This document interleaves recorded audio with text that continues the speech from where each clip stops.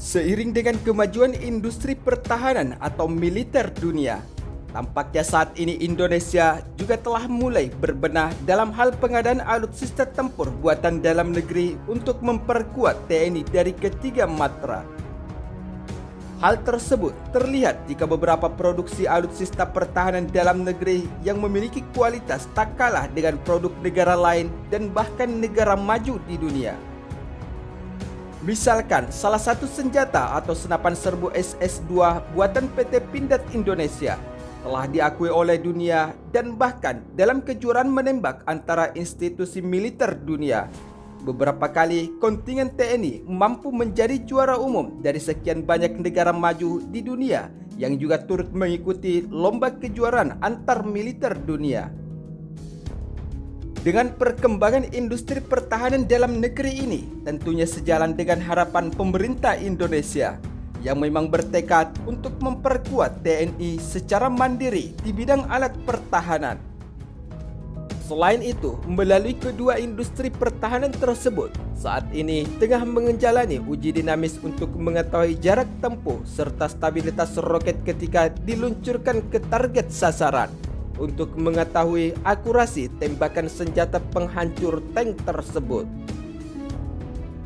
Dalam keterangan sumber media informasi terkait, adapun pelaksanaan uji dinamis ini dilaksanakan di Pusat Pendidikan Infanteri atau Pusdiktif Cipatat, Bandung pada Selasa 16 November lalu.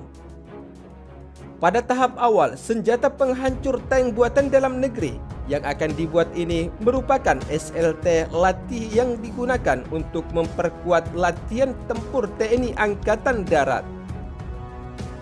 Namun demi untuk terus meningkatkan kemampuan tempur TNI Angkatan Darat menggunakan senjata penghancur tank, di masa yang akan datang, senjata jenis SLT ini akan dibekali dengan warhead sehingga dapat dipergunakan sebagai senjata untuk pertahanan, guna menghindari ketergantungan TNI dari alutsista buatan luar negeri.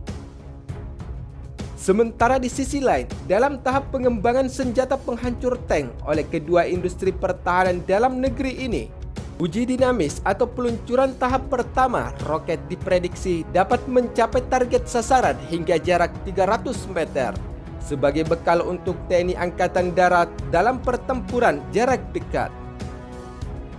Namun dengan antusias industri pertahanan Indonesia yang terus melakukan peningkatan pada senjata penghancur tank, hingga saat ini senjata tersebut sudah mampu mencapai hingga 600 meter tepat pada target sasaran. Dengan keberhasilan senjata penghancur tank dalam peluncuran tersebut, Direktur Teknologi dan Pengembangan PT Dahana, Suhendra Yusuf, mengatakan jika akan melakukan perubahan pada sudut tembak terhadap SLT tersebut, sebagaimana dalam rilis yang diterima pada 16 November 2021 lalu.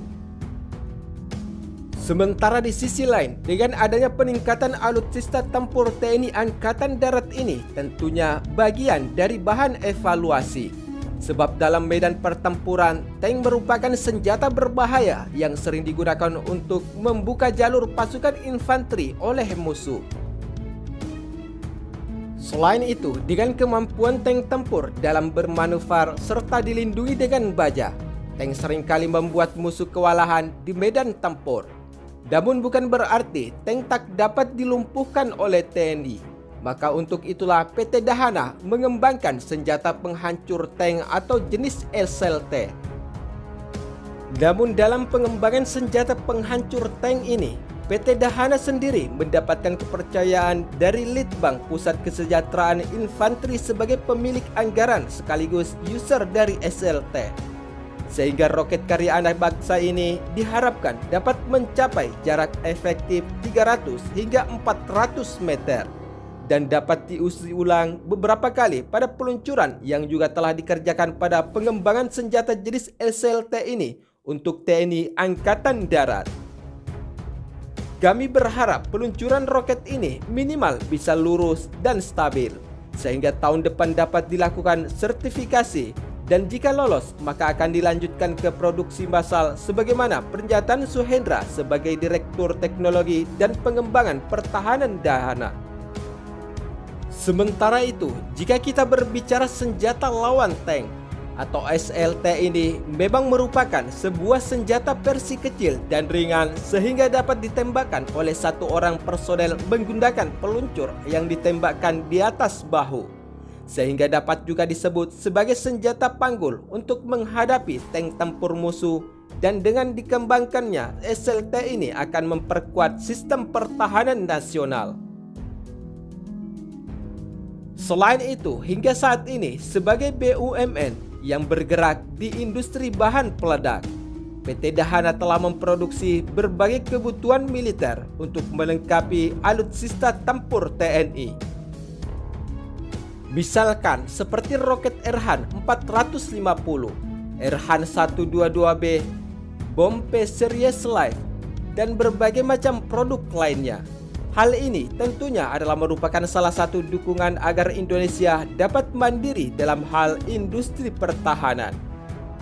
Hal ini tentunya adalah untuk mengurangi ketergantungan militer Indonesia dari produk-produk alutsista luar negeri.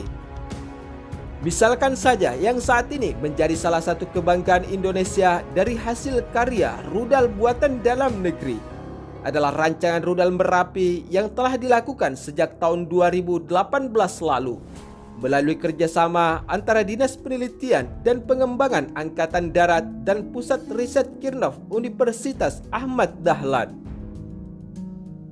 Inovasi pembuatan rudal ini tentunya menjadi kebanggaan tersendiri bagi sistem pertahanan Indonesia, sebab telah dirancang dan dibuat oleh industri pertahanan dalam negeri secara mandiri.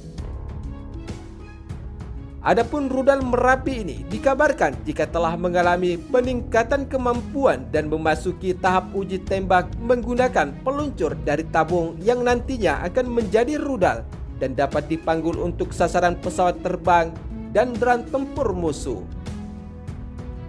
Sementara dalam kutipan sumber media informasi lain, uji tembak sebelumnya telah dilaksanakan pada 5 hingga 6 November lalu, yaitu di lapangan tembak RW Von Reng, Pandangwangi, Jawa Timur.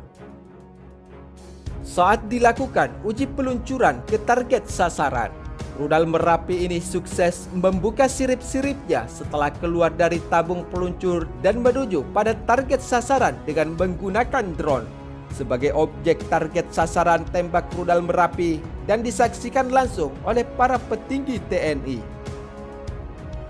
Di sisi lain, rudal panggul atau rudal Merapi telah didesain dan diuji menggunakan teknologi sirip depan dan sirip belakang yang dapat dilipat sehingga dapat masuk ke dalam tabung peluncur, dan tabung peluncur rudal ini dianggap cukup strategis dalam pertempuran jarak dekat saat menghadapi pesawat tempur maupun drone tempur musuh. Selain itu, rudal buatan dalam negeri ini diklaim memiliki kecepatan melebihi kecepatan suara saat diluncurkan ke target sasaran musuh dan menjadi salah satu rudal andalan bagi TNI Angkatan Darat Indonesia. Adapun spesifikasi rudal Merapi buatan di Selitbang Angkatan Darat dan Kirnov ini hanya memiliki berat total sekitar 10 kg, sehingga relatif ringan untuk menjadi senjata personil TNI yang nantinya dapat dioperasikan tanpa bantuan personel lain dan cukup mudah dalam mengoperasikannya di medan tempur. Selain itu, dalam uji tembak tersebut di tahun 2021 lalu, menurut Direktur Teknologi dan Pengembangan Dahana, Suhendra Yusuf, Dahana bertugas untuk membuat bahan propelan untuk roket pendorong pada rudal dengan kaliber 70 mm tersebut, sehingga rudal Merapi mampu melesat di atas kecepatan 650 km per jam atau bahkan dapat melampaui kecepatan suara. Dari hasil uji tembak yang dilakukan tersebut, diperoleh konsistensi yang tinggi mengenai performasi roket pendorong rudal selain jarak jangkau langsung ke target sasaran yang dapat mencapai 3000 meter.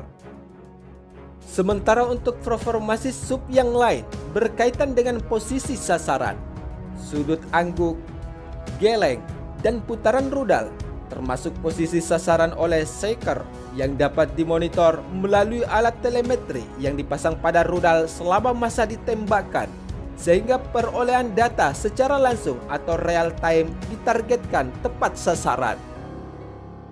Selain itu, adapun keunggulan lain dari rudal buatan dalam negeri ini, yaitu semua komponen rudal mampu menahan hentakan G-shock sehingga mencapai 20 G yang muncul sewaktu rudal keluar dari peluncuran. Sementara itu, di sisi lain, dengan kemampuan industri pertahanan dalam negeri membuat peluru kendali secara mandiri ini, tentunya diharapkan Indonesia dapat menghadapi ancaman embargo Amerika Serikat selain memenuhi kebutuhan alutsista nasional. Selain itu, dengan adanya produksi rudal Merapi secara masif, tentunya memiliki potensi untuk meningkatkan keuangan negara dengan menawarkannya di pasar persenjataan dunia serta mampu bersaing di kancah internasional. Sebab rudal buatan dalam negeri ini terus ditingkatkan kemampuannya dan tidak diragukan lagi untuk melengkapi alutsista militer Indonesia